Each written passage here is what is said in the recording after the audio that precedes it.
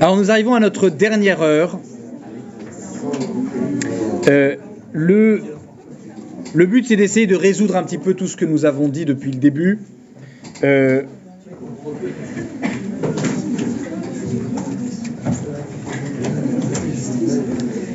Et donc pour cela, il va falloir reprendre ce que l'on a vu au premier semestre. Donc il faut l'avoir un peu en tête. De telle sorte à ce que ça éclaire notre réflexion sur ce second semestre. Vous vous rappelez, nous avions travaillé la question de la liberté. La liberté, on l'avait définie, entre deux possibilités. Soit c'était une disposition innée,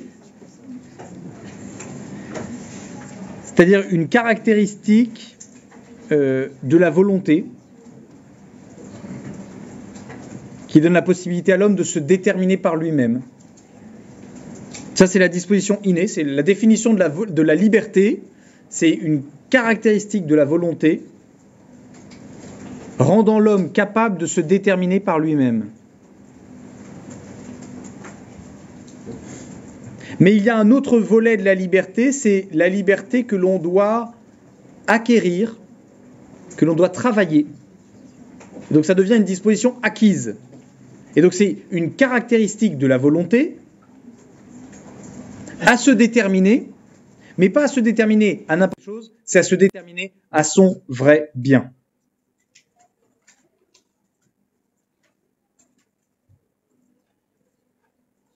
Donc disposition innée, c'est une caractéristique de la volonté qui nous permet de nous déterminer par nous-mêmes. Vous levez le matin, par exemple, c'est parce que vous êtes libre que vous êtes capable de le faire. Et par contre, il va falloir travailler une liberté qui va vous rendre capable de vous déterminer à votre vrai bien. Et donc savoir ce que c'est que le vrai bien.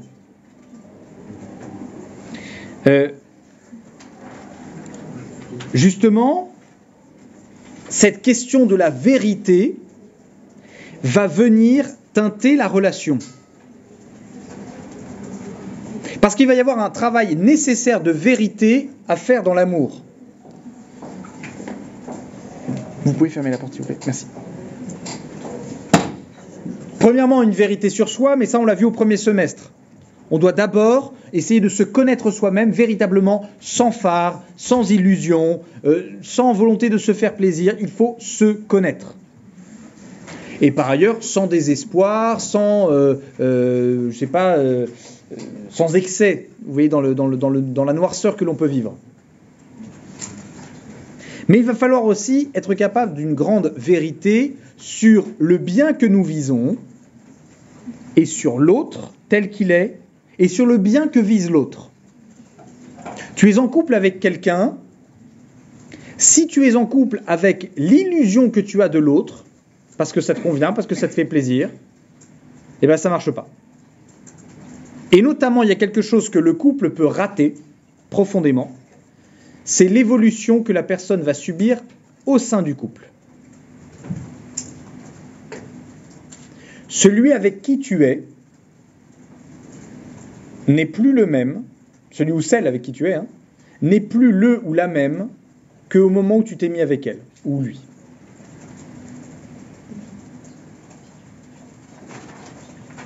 Et ça va changer tout le long de votre vie ensemble.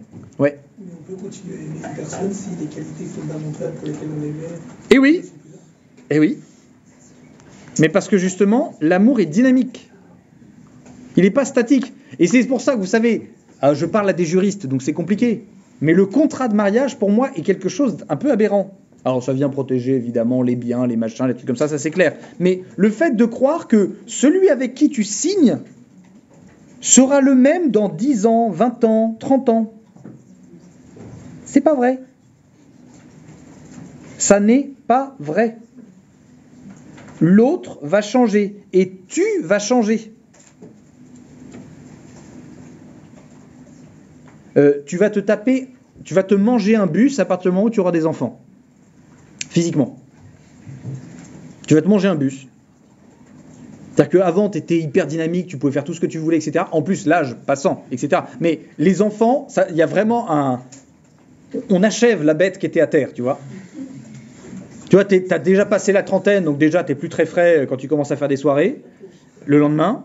Mais dès que t'as des enfants, t'es dans la morgue le lendemain.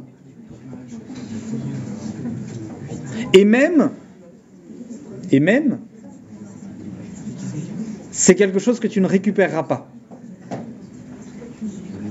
Après une dépression, tu seras plus le même. Tu seras plus la même. Après un petit passage en hôpital psychiatrique, tu seras plus le même, plus la même. Après une période de chômage, tu seras plus le même, plus la même. Après une maladie. S'il vous plaît. Vous voyez, on dit souvent, les cancers, par exemple, c'est des épreuves pour le couple. Véritablement, ce sont des épreuves pour le couple. Et puis surtout, tu vas détruire en toi l'image idéale que tu avais de l'autre.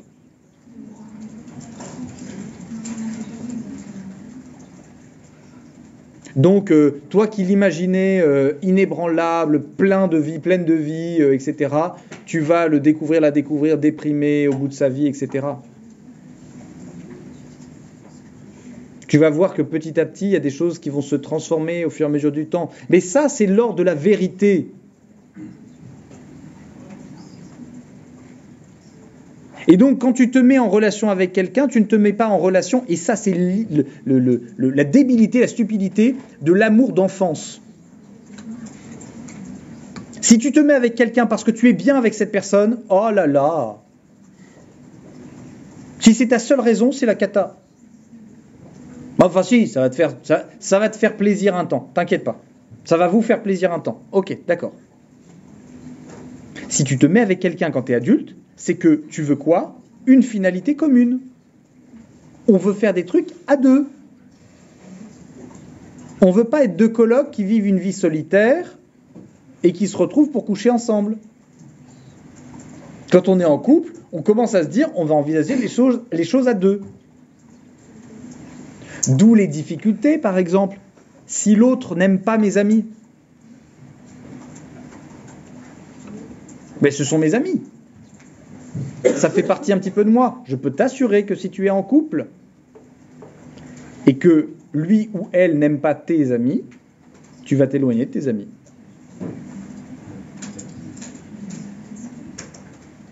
Si tu restes en couple avec la personne. Mais c'est normal. Parce qu'il va y avoir une union des finalités. Ce que la personne n'aime pas, tu vas moins le faire. Qui vient de dire quoi? Essia? Oh. Allez, la faut assumer. J'ai dit, comme dit le dicton, les potes avant les filles. Mais oui, mais en fait, c'est pour ça qu'il vaut mieux choisir la fille qui aime tes potes. J'ai dit la version plus... Ouais. Non mais vous voyez, vaut mieux choisir la personne qui aime vos amis. Attendez, vous entendez ce que je viens de vous dire? Il vaut mieux choisir la personne.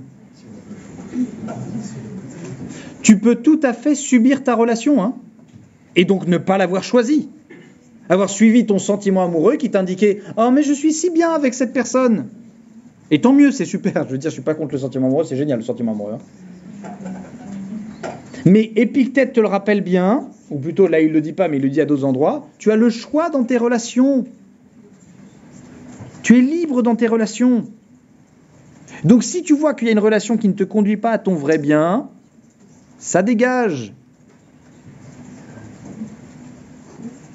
Et normalement, une personne en couple devrait dire « Mon conjoint, ma conjointe, c'est ma meilleure pote. » Si ce n'est pas le cas, si ça ne devient plus le cas, c'est qu'il y a un souci. Pardon, c'est qu'il y a un souci. Pas du tout. C'est que ça va être plus difficile. Ça va entraîner des difficultés dans le couple. Parce que justement, la liberté, c'est une conséquence de la vérité. On choisit de se mettre en couple avec telle ou telle personne. Mais il n'y a pas aussi un risque dès qu'il y a un seul obstacle ce soit minime ou un peu plus grand, on fasse directement le choix de se séparer, non pas de... Mais ça peut être le risque, ouais. Mais crois-moi, au bout d'un moment, les gens se mettront plus avec toi. Non, mais enfin, je veux dire, c'est un peu la règle. À un moment, quand tu te mets avec la personne, c'est pas... Enfin, si tu es dans l'illusion de te dire il n'y a jamais d'obstacle, ça va pas. Tu n'es pas encore suffisamment mature pour te mettre avec la personne. Il y aura forcément des obstacles. Il y aura forcément ce qu'on a dit là, tout à l'heure, hein, c'est-à-dire le fait de dire l'autre est révélateur de mes manques. Donc il y aura forcément des moments de tension. Bon, ces moments de tension, il faut arriver à se dire qu'est-ce que j'en fais ? À chaque crise, une opportunité. Et il y aura des crises. Il y aura des crises dans les relations de couple. Il y en a. De la même manière qu'il y a des crises dans votre vie. En fait, c'est ça que les gens n'arrivent pas à comprendre. Le couple est une entité quasiment vivante. Dans la vie, dans votre vie personnelle, il y a des crises. Il y a des moments de difficulté que l'on doit surmonter, qui ne sont pas forcément évidents. Bon, d'accord. Le couple, c'est pareil. Il y a des moments de crise qu'il faut apprendre à surmonter. Oui, j'ai rencontré des gens qui ont perdu leur petit garçon qui s'est noyé. Et c'est le papa en fait qui est arrivé et qui a vu l'enfant qui était dans une piscine et qui a couru pour essayer de le récupérer. C'était trop tard. Donc, faut imaginer un papa qui vient récupérer son enfant. Et voilà. Et en fait, il était persuadé que son enfant était avec sa femme et sa femme était persuadée que son enfant était avec son mari. Donc les deux s'en veulent. La mort d'un petit, les deux s'en veulent. Ce genre de drame, c'est une crise majeure. Et je peux vous assurer, maintenant c'est passé, mais le couple n'est plus le même. C'est plus la même chose après. Et croire que la vie de couple va être tranquille, mimile, et aussi insouciante et un peu débile que ce que l'on vit au début, c'est faux. Parfois, il y aura des adultères. Vous voyez, l'adultère, c'est intéressant. Parce qu'il y a le mot adulte dedans. Mais l'adultère, c'est absurde. C'est absurde. Et sachez une chose, dans l'adultère, les deux sont fautifs. Pas au même niveau. Pas à la même intensité. Mais si l'un ou l'autre est capable d'aller voir ailleurs pour se nourrir ailleurs, c'est qu'a priori, le couple ne va pas bien. Le couple ne va pas bien. Donc, vous voyez, et l'adultère c'est quoi ? C'est une crise. Ça peut mettre fin à la relation, mais ça peut être une occasion d'aller plus loin. Ou de dire les choses, de faire la vérité sur les choses. Qu'est-ce qui s'est passé ? Et vous voyez, la liberté du couple, elle n'est possible que dans un climat de vérité. Alors, par ailleurs, j'avais discuté avec des conseillers conjugaux et des sexologues qui conseillaient aux personnes de ne pas forcément dire les adultères. J'étais sceptique. Et en fait, il m'expliquait, il faut bien distinguer ce qui est de l'ordre du fait de soulager sa conscience personnelle et ce qui est le fait de dire une vérité pour faire que l'autre aille bien ou que le couple aille mieux. C'est-à-dire qu'il distinguait bien s'il y a une relation d'adultère qui dure en parallèle, une double vie, là c'est la catastrophe. Là il faut que ça cesse, vous voyez, il faut dire les trucs. Par contre, s'il y a une faute ponctuelle, il faut voir si réellement le fait de le dire, c'est pour vous faire plaisir ou pas. C'est pour vous soulager vous-même ou pas. Et ça, il faut bien distinguer. Bon, moi qui suis philosophe, je leur ai dit, c'est pas possible. Pour moi, la vérité, elle ne peut pas être... Sur ces questions-là, on ne peut pas continuer à construire quelque chose si d'un côté, il manque un pied de tabouret, quoi. On peut faire une colonne sur le tabouret, il manque un pied, il y a un moment, ça va se péter la gueule. Donc il y a un moment, il faudra le dire. Après, il faudra savoir comment le dire. Vous voyez, les personnes qui vous disent, c'est dans les séries, souvent, disputes par rapport à l'adultère, etc., ça va être et t'as fait ça combien de fois, et vous avez fait ça comment, et vous avez fait ça avec qui, et vous avez fait ça, et t'as pris du plaisir, etc. Bon, ce genre de détails, c'est pas forcément très important à raconter. Même si l'autre a envie de savoir tous les détails pour se faire un peu plus de mal, mais non, c'est pas forcément le plus important. Donc vous voyez, la vérité. Et en plus, à chaque âge, sa liberté. La liberté d'un enfant, c'est pas celle d'un adulte. C'est pas celle d'un adolescent. J'aime beaucoup cette période de la vie qui est l'adolescence. Parce que l'adolescence, c'est vraiment le moment de... Vous avez un enfant qui est capable de poser des actes d'adulte à un moment. Sauf que c'est entre deux actes d'enfant. Et donc parfois, c'est très bizarre. Parfois, tu t'y attends pas, quoi. C'est-à-dire, je sais pas, il est en train de jouer à chat avec tous ses petits copains, là, comme ça. Et puis il vient te voir et puis il te dit moi j'ai mon filleul par exemple qui avait fait ça un jour, il était en train de jouer, etc. Et il vient me voir, trop mignon d'ailleurs, et il me dit vraiment t'es vraiment un parrain extraordinaire et j'aime beaucoup les conseils que tu me donnes. Je me dis oh du don, la vache. Et il termine en me faisant et il s'en va. Et vous dites il y a deux personnes qui sont aux commandes. Tout n'est pas encore réglé, mais vous sentez qu'il y a quelque chose de l'adulte qui va émerger, vous voyez. Et c'est bien. À chaque âge, sa liberté. La liberté d'un vieux, c'est pas la même que celle que vous avez maintenant. Vous voyez, quand vous n'êtes plus capable de faire ce que vous faisiez avant. Je vous donne un exemple. Vous n'êtes plus capable de faire vos lacets. Vous n'êtes plus capable de vous lever rapidement. Vous n'êtes plus capable de descendre les escaliers rapidement. Tout prend du temps. Vous n'êtes plus capable de dormir comme vous vouliez. C'est-à-dire que vous vous réveillez à 2h du matin pour aller pisser, 4h du matin pour aller pisser, 6h du matin pour aller pisser, vous n'arrivez pas à vous en rendormir. Par contre, vous allez vous endormir à 11h. Et vous allez faire une énorme sieste jusqu'à 14h. C'est pas la même liberté que celle que vous avez maintenant. Hein. À chaque âge, sa liberté. Comment trouver justement le bonheur là-dedans? Et alors justement, moi j'aime bien regarder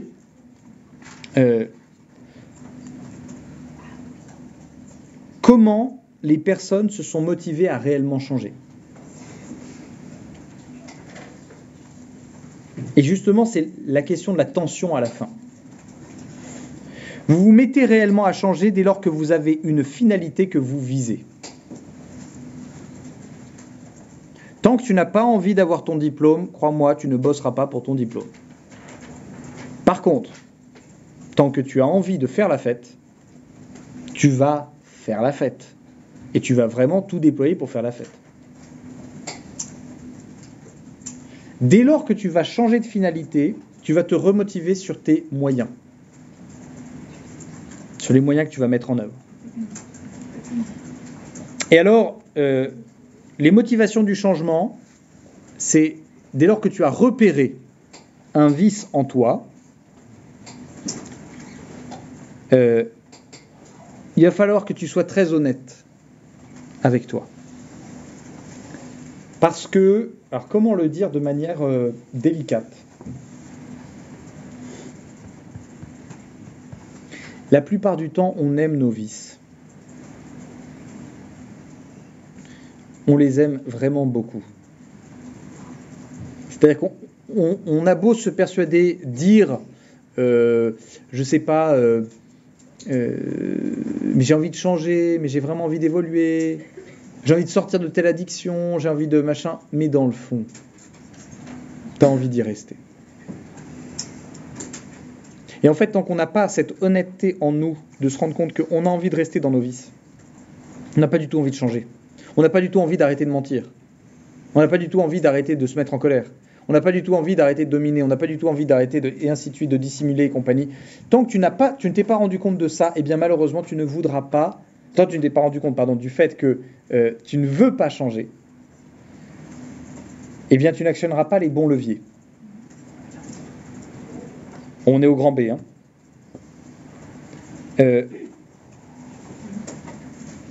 Quels sont les leviers que tu vas essayer d'enclencher pour te corriger des vices?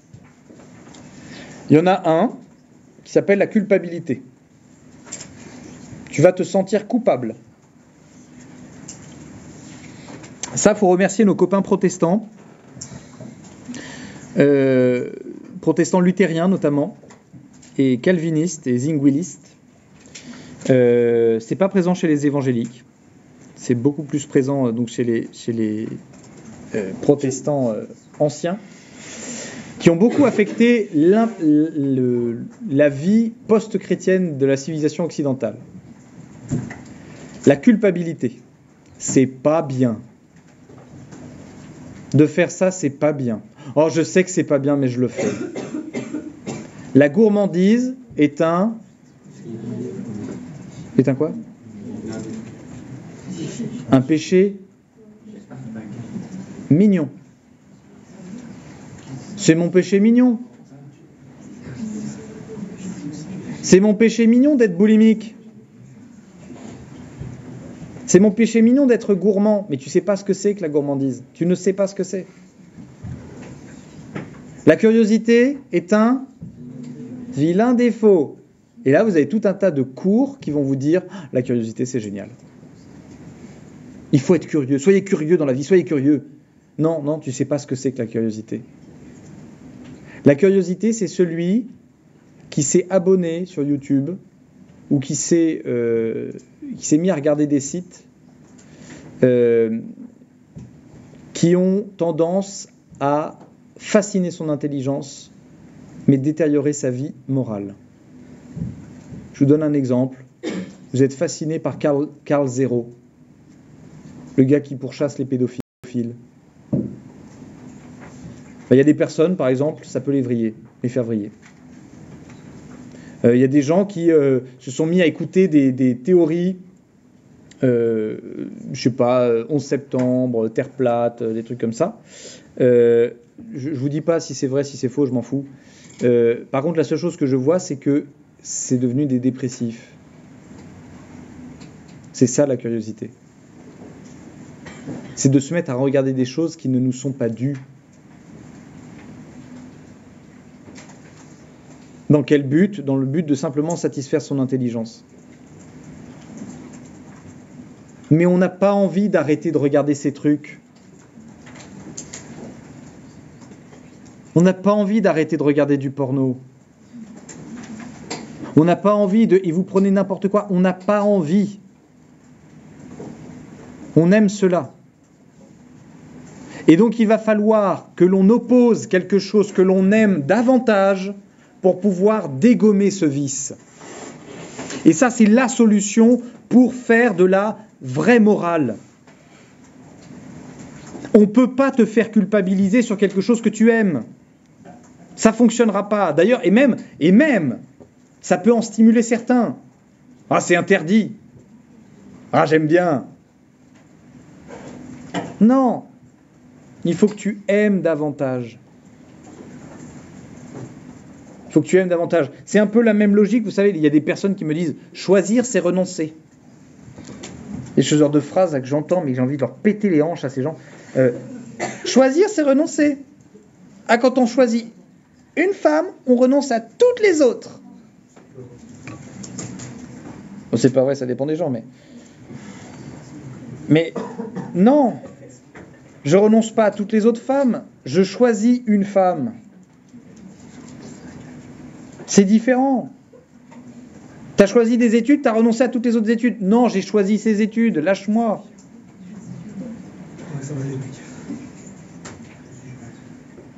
Et vous voyez justement, si vous voulez vraiment sortir de vos vices, il vous faut choisir quelque chose que vous aimez davantage. Et la plupart du temps, vous allez regarder ce qui... Moi, par exemple, le vice que je déteste, en moi, et chez les autres aussi, parce que c'est souvent le cas, ce qu'on déteste en soi, on va le détester chez les autres, c'est le mensonge et la dissimulation. Je déteste ça. Il y a vraiment quelque chose qui va contre la philosophie que je porte. Mais qu'est-ce qui me fait arrêter de mentir ? C'est pas le fait de me dire mentir, c'est pas bien. Qu'est-ce qui me fait dire des trucs complètement absurdes? Faut pas m'inviter à des fêtes, par exemple.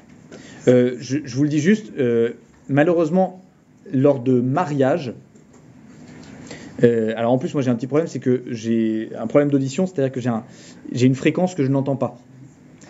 Et notamment c'est une fréquence qui arrive très souvent, les gens se mettent sur cette fréquence-là, quand, vous savez, on est en groupe et tout le monde parle un peu en même temps. Donc la plupart du temps je comprends quasiment rien de ce qu'on est en train de me dire. Mais pendant les mariages, pour moi, c'est l'archétype de la fausseté. Tout le monde s'habille hyper bien, alors que la plupart du temps, ils ne s'habillent pas forcément bien. Et puis, on se parle de sujets nuls, mais profondément nuls. Et vous prenez la plupart des soirées, c'est souvent ça. Et en fait, moi, je prends un malin plaisir à montrer que c'est nul. Mais parce que j'ai un amour, vraiment, j'ai un amour de la vérité, et ça entraîne des situations gênantes. Je n'aime pas la situation gênante en tant que telle, que ça entraîne. Mais ça me plaît davantage de choisir cette vérité que de me cultiver dans le truc qui ne sert à rien. Des personnes, par exemple, qui viennent me voir, qui me disent la phrase « Alors tu fais quoi dans la vie ?» Et tu réponds à la personne, évidemment, « J'essaie d'être heureux. » Et toi ? C'est original de répondre ça. Non, je parlais en tant que métier. Et après tu termines, tu dis mais ça t'intéresse vraiment mon métier? Oh, c'est insupportable. Vous imaginez, quelqu'un comme ça, c'est insupportable. Mais non, j'aime la vérité. Moi, je suis hyper heureux. Et parfois, alors ça m'est arrivé très peu de fois, ça m'est arrivé quand même certaines fois où je tombe sur des gens qui rentrent dans le jeu et j'adore. Mais vraiment, mais ça, là, c'est le moment où c'est super. Tu fais quoi dans la vie? J'essaie d'être heureux, et toi? Alors moi, je prends un malin plaisir à essayer de faire en sorte que les autres soient heureux aussi. Ah ouais? Mais résultat, tu t'y prends comment concrètement? En fait, très clairement, j'essaie de faire marrer les gens. Alors ça va, ça rate pas toujours, parce que je suis très très bon, mais voilà. Et là, tu lui dis, d'accord, mais... Et là, c'est moi qui me suis fait avoir. Mais t'en as fait ton métier? Il m'a dit, mais tu t'en fous de mon métier? Je dis, oh putain. Oh, je t'aime. J'ai lâché ma femme, on est partis ensemble. Non, je plaisante. Non, mais vous voyez, cet amour de la vérité fait que le mensonge, au bout d'un moment, c'est plus possible. Vous voyez, il y a un travail qui n'est pas simple, je vous le confie, vous voyez, ce genre de truc. Arriver à être le plus vrai quant à sa vie intérieure. Arrêtez de faire croire aux personnes, par exemple, qu'il y a un truc qui vous fait plaisir alors que ça ne vous fait pas plaisir du tout. C'est pas facile, hein. Vous savez, il y a des personnes qui vont venir vous voir, qui vont dire « Est-ce que tu veux bien me rendre un service ?» machin comme ça. Arrivez à leur montrer que ça me casse les couilles. Et leur dire « Alors ça me saoule, je vais le faire parce que c'est toi. Mais ça me saoule de le faire. » Oh, c'est génial, plutôt que de dire « Bah oui, bien sûr !» Alors qu'intérieurement, tu meurs intérieurement. Vous voyez, ce travail-là. Mais c'est ça, c'est l'amour de la vérité qui doit le faire. Eh bien, pareil, tu veux arrêter le porno, c'est pas en te disant « c'est pas bien ». Ou tu veux arrêter n'importe quelle addiction, tu te drogues, c'est pas en te disant « c'est pas bien ». Mais mec, en te piquant, tu sais que c'est pas bien. Et même, la plupart des drogués sont en train de pleurer quand ils le font. Ou celui qui se vide sa bouteille de whisky, vous savez, et qui est en train de se biturer la tronche, et qui dit « mais je suis un moins que rien ». Ça ne sert à rien. La culpabilité ne vous sert à rien. Elle ne sert à rien.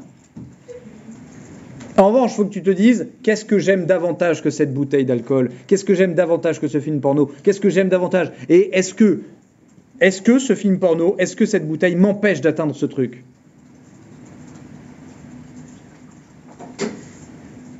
Et ça, à ce moment-là, tu pourras te libérer.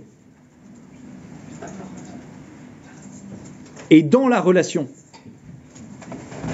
parce qu'on y arrive justement, vu que la relation, c'est une union des finalités, tu vas être capable de sortir de tes vices pour honorer la fin que vous visez.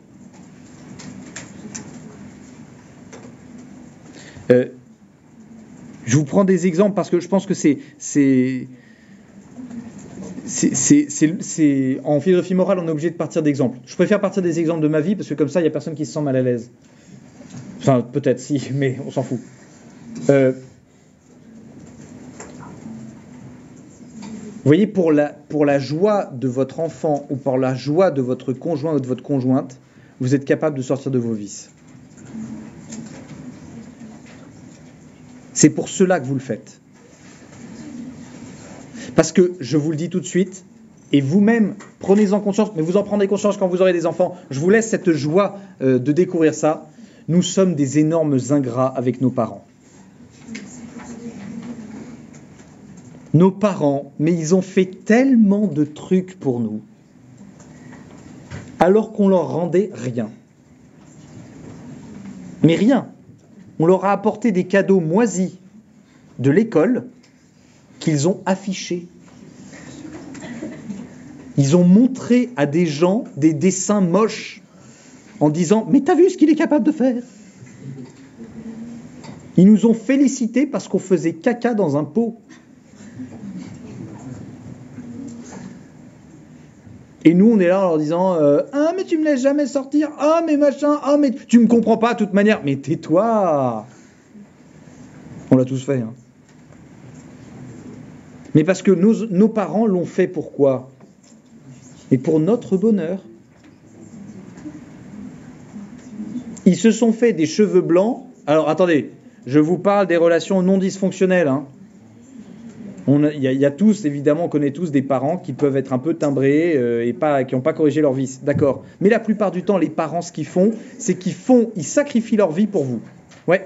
Après, il y a un retour de bateau, dans le sens où, quand eux, ils vieillissent, ils grandissent pour avoir un âge adulte. Normalement, oui. Normalement, il y a un retour, tout à fait. Normalement, vous vous mettez à aider vos parents quand ils commencent à être dans le grand âge, bien sûr. Voilà. Moi, c'est pas ce que j'appelle aider. Parce que, justement, je pense que dans notre société, il y a très peu de retours. Si on avait en tête le fait de tout ce que nos parents ont donné pour nous, on n'hésiterait pas à leur donner un petit peu.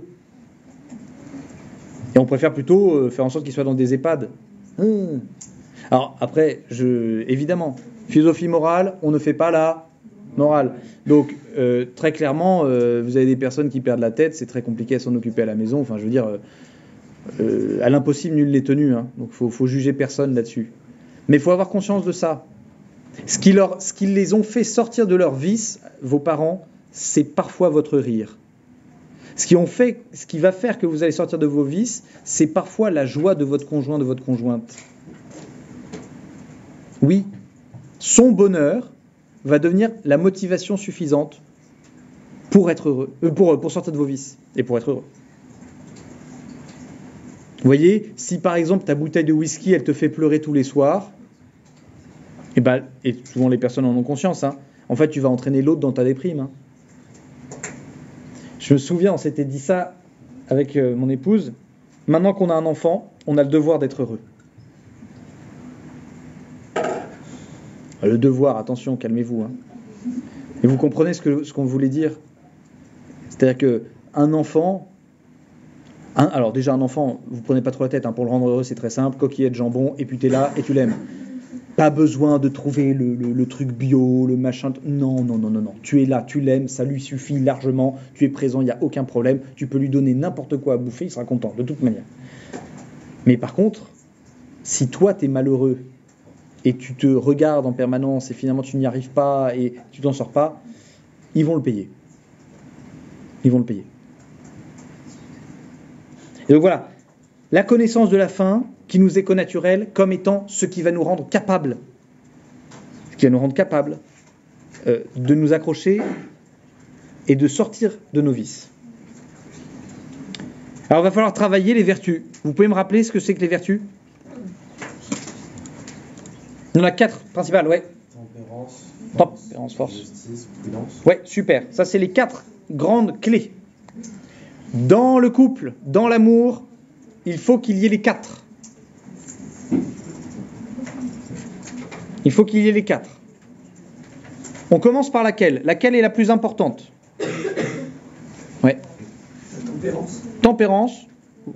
La force. La force. Souvent, on hésite entre les deux. C'est vrai. Entre tempérance et entre force. La plus importante, c'est la justice. La plus importante des vertus dans la relation de couple, c'est la justice. La justice, je rappelle la définition, c'est rendre à chacun ce qui lui est dû. Cependant, pour arriver à être capable de rendre à chacun ce qui lui est dû, il est nécessaire d'être fort, tempérant et prudent.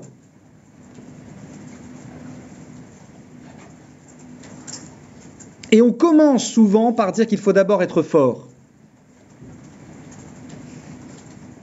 La force, c'est être capable d'utiliser notre énergie irascible dans le but d'atteindre la finalité, de vaincre l'obstacle qui est entre nous et la finalité. Si tu es en couple avec quelqu'un de faible, malheureusement, tu ne pourras jamais compter sur lui. Quelqu'un qui est faible, tu ne peux pas compter sur lui. C'est-à-dire c'est quelqu'un qui ne va pas être capable d'affronter les obstacles.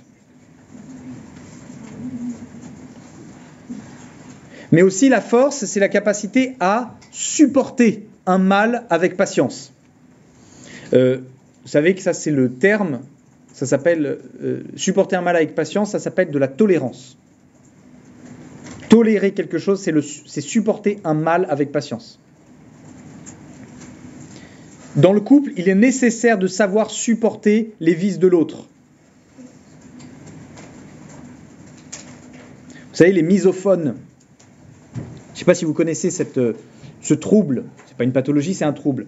Misophone, c'est une suractivité du cervelet qui fait que vous êtes ultra attentif à tous les petits bruits. Les petits bruits de stylo, vous savez, les petits bruits de bouche. Mais vraiment, c'est-à-dire votre cervelet vous transforme ça en agression, en fait. Si vous êtes en couple avec quelqu'un qui fait des bruits de bouche quand il mange, et que vous êtes misophone, il va vous falloir beaucoup, beaucoup de force, les amis. Mais beaucoup, beaucoup de force. Pire encore quand l'autre commence à manger des M&M's ou à manger des chips, vous savez, la bouche ouverte. Mais par exemple, si vous êtes en couple avec quelqu'un qui a un trouble addictif, il va falloir de la force. Si vous avez des gens, par exemple quelqu'un, ça c'est souvent, ça concerne un peu plus d'hommes que de femmes, le problème étant la gestion de la testostérone par le lobe frontal, qui a un petit peu de mal, des personnes qui n'arrivent pas à contrôler leur colère. Il va falloir supporter. Alors, vous le supportez plus facilement avec votre enfant qu'avec votre conjoint. Mais il faudra le supporter. La tempérance, justement, la force va vous aider à devenir tempérant. Être tempérant, c'est quoi ? Il s'agit de la juste utilisation du désir. Ce que disait Épictète, on arrive à contrôler nos désirs. La juste utilisation du désir, ça se vit comment ? Pas trop peu. C'est très simple. La modération. Si tu n'as pas de désir sexuel dans ton couple, si tu ne désires plus l'autre sexuellement, il y a un problème. Si tu le désires trop sexuellement, il y a un problème. Et tu ne peux pas t'empêcher de faire des assauts nocturnes en permanence. Stop. Ça suffit. De la même manière, si par exemple ça fait, 1 mois et demi, 2 mois que tu fais plus l'amour, il y a un souci. Alors, attention. Il y aura des circonstances, évidemment. Mais vous comprenez. Pareil, tempérance vis-à-vis de la nourriture. Vis-à-vis de l'argent. Ce genre de choses. Si tu ne peux pas t'empêcher de dépenser des trucs, ça va poser un problème dans le couple. Si tu dépenses rien, ça va poser un problème dans le couple. Donc il y a de la tempérance nécessaire. On arrive ensuite à la prudence. La prudence, c'est de savoir bien distinguer quels sont les bons moyens à utiliser en vue de la fin que l'on vise. Là, il faut être prudent, mais alors là, la prudence, c'est nécessaire. Tu veux faire un cadeau à ton conjoint ou ta conjointe, fais-lui un cadeau qui réellement lui plaît.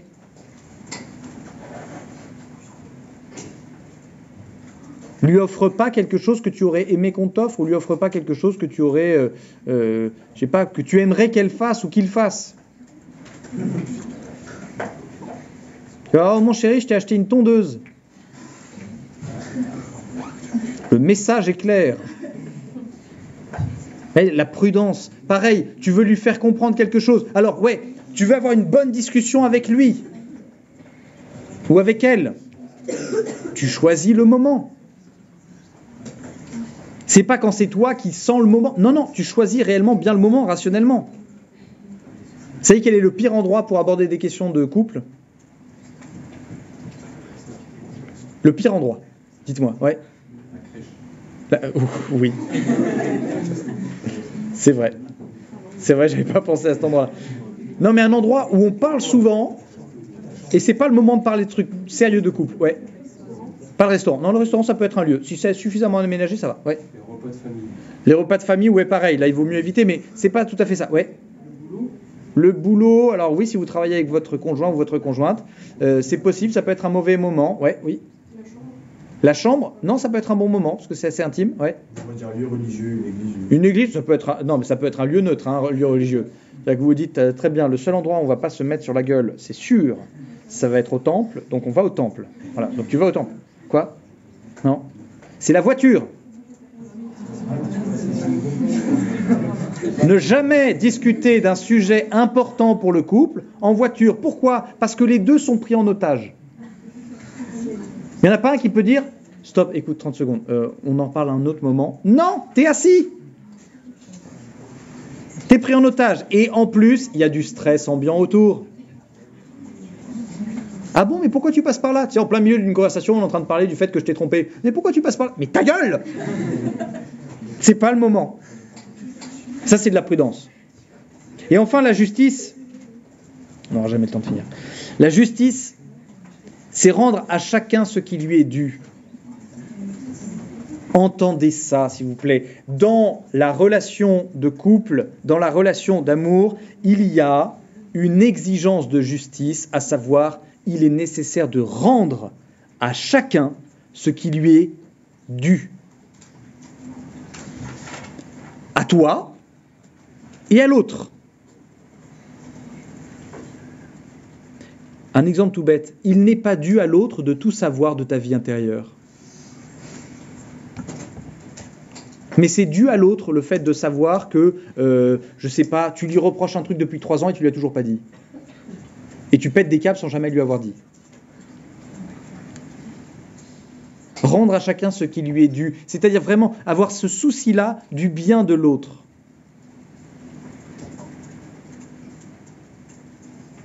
Et une fois que vous avez bossé ces 4 vertus, vous allez être capable de poser des actes d'amour.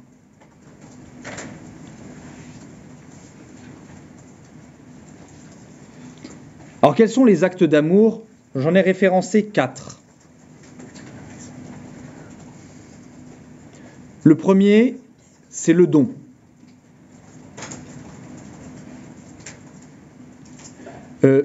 Le don, alors ne soyez pas trop généraux. Ça ne sert à rien de parler du don de soi. Commencez par donner de votre temps. Vous voyez, Sénèque parle de ça sur la brièveté de la vie. Il dit « Les personnes ne se rendent pas compte du don que l'on fait quand on leur donne du temps. C'est pourtant la seule chose qu'ils ne pourront jamais nous rendre. » Et c'est vrai. Donnez du temps à l'autre. Donnez de votre patience à l'autre.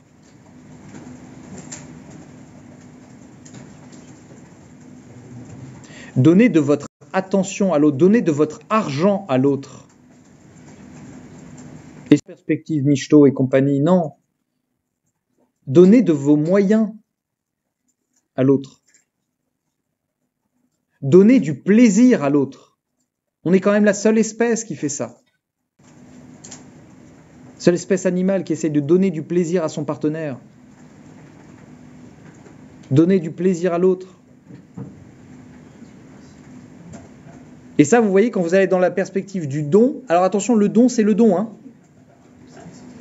C'est pas, je te passe ça pour que plus tard, je puisse te demander un truc. Non, non, non, non. Du don, pour son bonheur. Point, c'est tout. Ça, c'est un acte d'amour. Et on n'en est capable que si on est fort, tempérant, prudent et juste.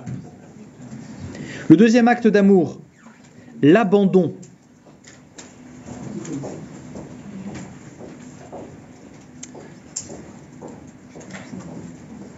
L'abandon, c'est quelque chose qui est terriblement angoissant parce que, en fait, vous pouvez transformer le mot abandon par non-maîtrise. L'abandon, c'est un don de la maîtrise que l'on a des choses. Quand on est en couple, on accepte de ne plus maîtriser. Alors, il y a des trucs qui nous font plus ou moins plaisir. Moi, vous voyez, par exemple, je déteste les surprises. Mais je déteste... Non, pardon. Je déteste les surprises où des gens m'attendent dans une salle et j'arrive dans la salle et là, surprise! Je déteste ça. Pourquoi? Parce que je suis un secondaire et que moi, je vais prendre conscience de l'aspect hyper cool que c'est dans 4 heures. Et que sur le moment, je vais être... Ah, c'est très gentil. Sur le moment, je suis en panique. Hein. Voilà. Bon, bah, ma femme, elle le sait très bien et donc elle ne me fait pas ça. Par contre, elle me fait des surprises. Elle me demande d'abandonner ma maîtrise. Elle me dit, bon, tu conduis pas. Là, c'est moi qui conduis. Et on va aller quelque part. Ah bon, où ça? Quelque part. Ah ouais Et je peux deviner Ça, c'est simple d'abandonner sa maîtrise là-dedans.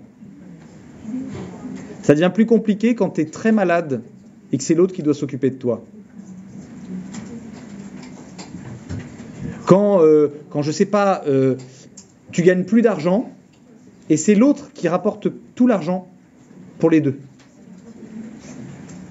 Tu vois, la pire situation, tu as été obligé de démissionner, donc tu touches même pas le chômage, tu ne retrouves pas de travail, et c'est le conjoint qui gagne de l'argent, toi tu n'as plus rien sur le compte. Et là, c'est lui ou elle qui doit gérer. Ah ouais. C'est de l'abandon. Troisième acte d'amour, la détermination. Se déterminer à l'autre. Et alors là, vous appelez ce que vous voulez détermination. Il y a plusieurs exemples.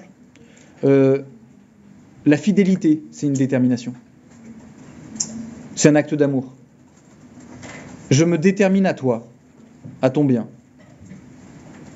Et donc je choisis de t'être fidèle. Personne ne te l'impose d'être fidèle. Personne. Tu es libre de l'être ou pas. C'est un acte d'amour. Et c'est uniquement par amour que tu pourras être fidèle. Parce que clairement, tromper l'autre, c'est pas forcément coucher d'ailleurs avec quelqu'un, hein, mais tromper l'autre, ça peut se faire de plein de manières possibles. Tu peux tromper l'autre avec tes potes, avec ton travail, avec tes passions, avec tes loisirs, avec ta religion. Tu peux tromper l'autre avec plein de gens.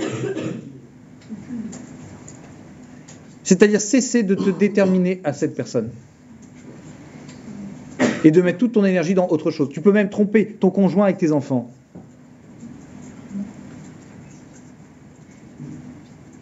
Et enfin, le dernier acte d'amour, c'est l'union.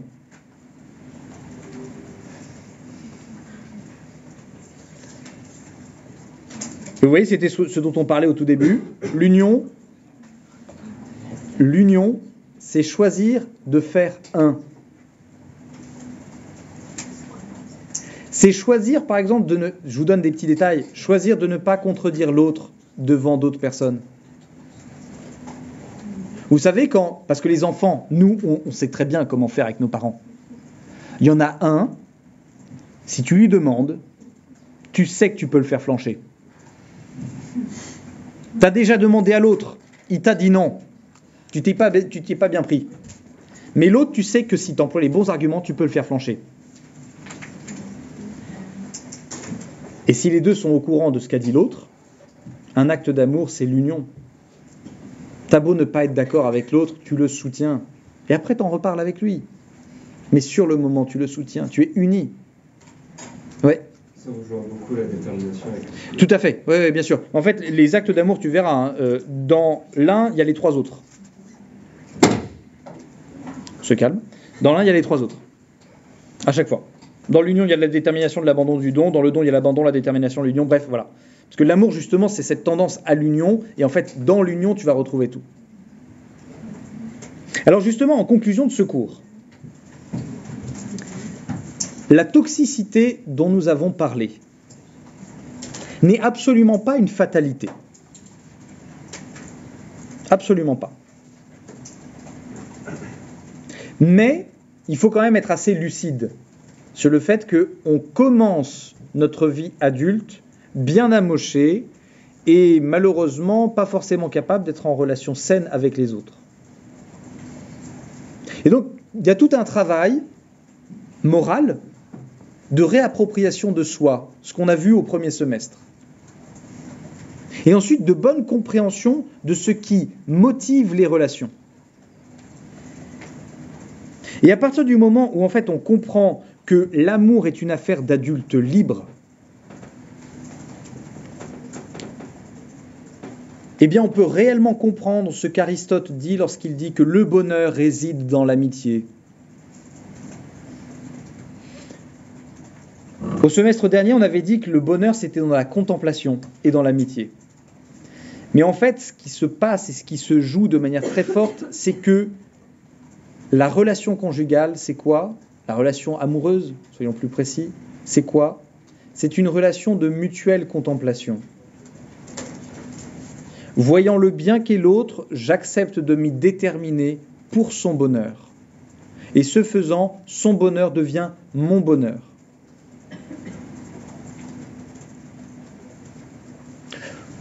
On va dire simplement que c'est ce que je vous souhaite. Abonne-toi, FNP, il est beau, il est gentil, il peut te faire marrer. Abonne-toi, FNP, on the road, baby, si fritounet, la philosophie, sans bobo avec des colibris. Abonne-toi, FNP. Abonne-toi, FNP.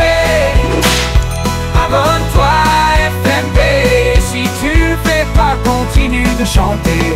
Ne te fais pas prier si tu veux commenter. Laisse un j'aime si tu veux l'encourager.